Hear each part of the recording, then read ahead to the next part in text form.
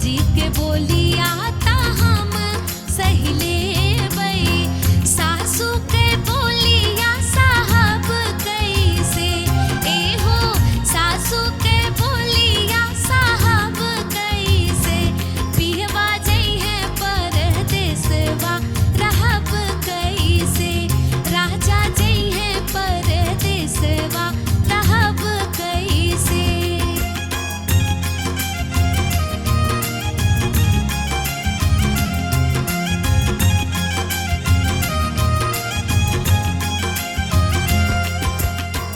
जेठ जी के बोलिया ता हम सही लेबै,